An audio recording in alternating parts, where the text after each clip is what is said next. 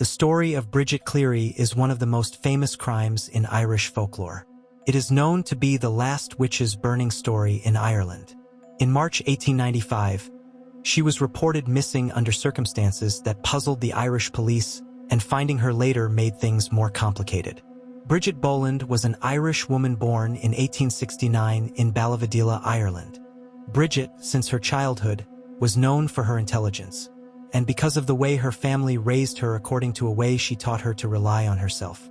When she was young, they used to send her to learn from the nuns in the area, and later, Bridget went to work as an assistant to a tailor in one of the nearby villages, and from there, she learned to sew and also learnt business management. In 1887, Bridget met her husband, Michael Cleary. She married him when she was 18 years old, while Michael was 27 years old. At the time of her marriage, Bridget's mother was suffering from a serious disease, so Bridget decided to continue to live with her family instead of moving to live with her husband so she can take care of her sick mother. Bridget's independence from her husband increased her reliance on herself. She started sewing clothes. She had chickens that she raised and sold their eggs.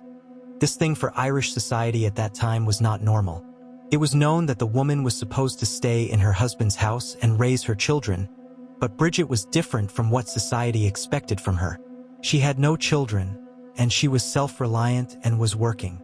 People's talk about her was not positive. She was accused of cheating on her husband Michael.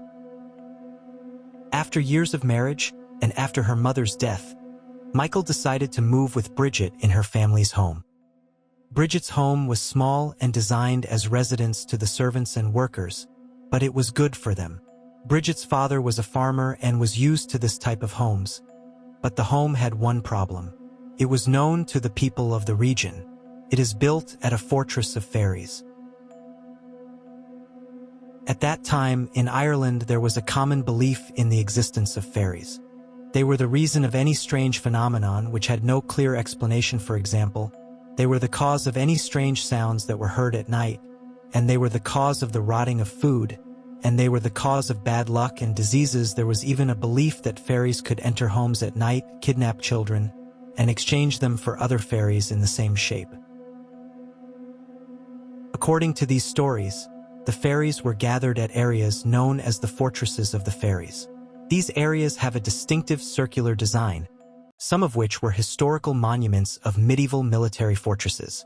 It was known to the Irish as a dwelling place for the collection of fairies. Bridget Cleary.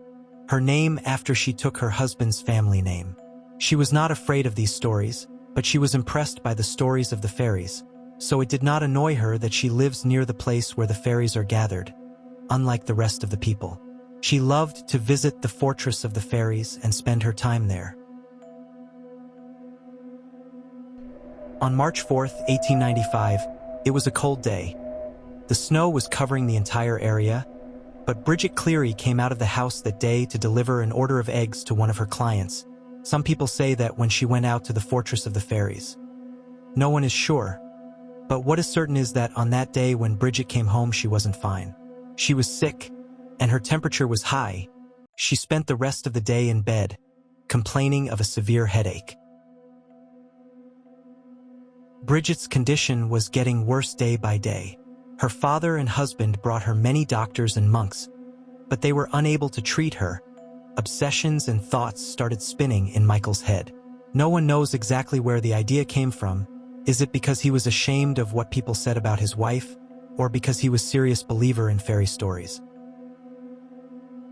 Michael started to think that the sick woman in his house is not his wife. He believed that a fairy had replaced his wife Bridget, and took her shape. One day, Michael asked her to confess if she really was his wife, or the fairy of Bridget. She was surprised, but she answered him and said she was his wife. Michael was not convinced. He returned to her on the second day, with an iron column heated on the fire in his hand. He asked her a second time to confess. She was afraid. But of course she did not confess and insisted that she was his wife. Michael's obsessions increased every day as the disease increased. He thought he should act, otherwise this fairy will replace his wife forever. On the 10th day of Bridget's illness, Michael decided to act and force the fairy to confess and return his wife before it was too late. He entered the room with 3 of his cousins who tied her to the bed and started beating her, torturing her and asking her to confess. They took her and put her head on the stove, threatening her and asking her if she was the fairy or Bridget. Bridget gave up and decided to confess to them that she was a fairy, and she did so to stop torturing her, and she told them that she was the fairy and would bring them back the real Bridget. The next day, Bridget was scared of her husband, but she was trying to convince him that she was his real wife, not the fairy.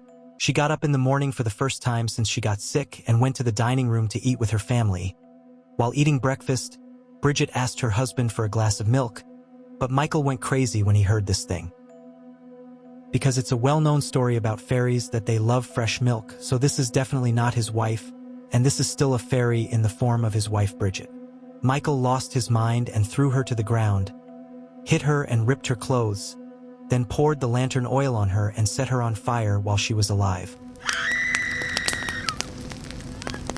The body of Bridget Cleary, found burned on March 22, 1895, in a field near the village of Ballavadila. After her body was found, the Irish police arrested Michael Cleary, along with 8 of his family members, for murder. When they asked him about his crime, Michael insisted that he did not kill his wife and was sure that the thing that killed her was the fairy.